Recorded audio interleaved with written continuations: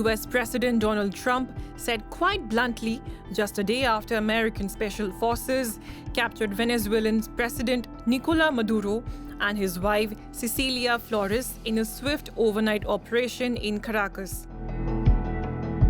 That single line has put the spotlight on one big question: what does all this mean for global oil market?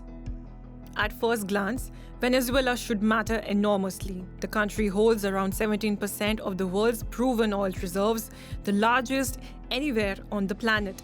Yet, despite this vast resource base, analysts say the US action is unlikely to have any immediate impact on global oil prices or supply, as Venezuela currently extracts just about 1% of its oil reserves, and that too with great difficulty. Officially, the US operation was framed as a crackdown on narco-terrorism, but oil inevitably enters the conversation because Venezuela's energy story is deeply intertwined with its political and economic collapse.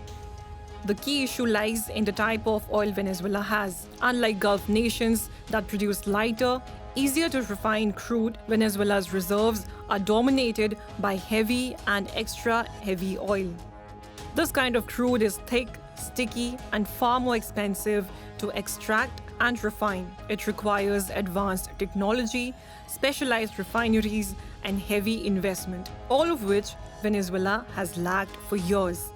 On top of that, came US sanctions and an oil embargo, which effectively cut Venezuela off from global markets and foreign capital. The result has been collapsing production, crumbling infrastructure, and an oil giant that can barely pump what it owns.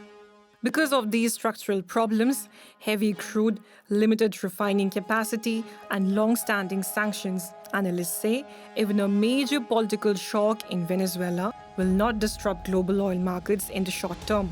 The oil simply is not flowing in volumes large enough to move prices. Despite holding the world's largest reserves, Venezuela has suffered years of economic crisis. Much of its oil lies offshore or deep underground, and it's incredibly dense, making it costly and technically challenging to extract.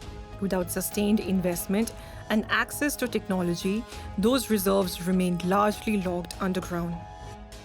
Compare that with Saudi Arabia, the country that ranks second globally with just over 267 billion barrels of proven reserves. Saudi oil is largely onshore and relatively close to the surface, making extraction easier, cheaper, and faster. Even though Venezuela and Saudi Arabia have broadly similar population sizes, Saudi Arabia's economy is roughly twice as large. The difference lies not in how much oil they have, but in how easily they can get it out of the ground and sell it. After Venezuela and Saudi Arabia, the next countries on the global oil leaderboard are Iran, Canada, and Iraq.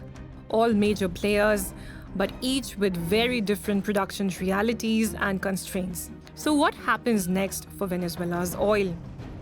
President Trump has said the United States will seize Venezuela's oil reserves and that American companies will help rebuild the country's shattered energy sector after Maduro's removal. Whether sanctions are lifted and whether US firms can actually restart large-scale production remains unclear. But one thing is certain: Venezuela's oil remains central to global power politics. Any change in political control, sanctions policy, or access to foreign investment could dramatically reshape the country's economy and eventually alter the global oil supply balance. For now, the oil may not be moving markets, but in the longer term, Venezuela's vast reserves ensure it will remain firmly at the heart of global power politics.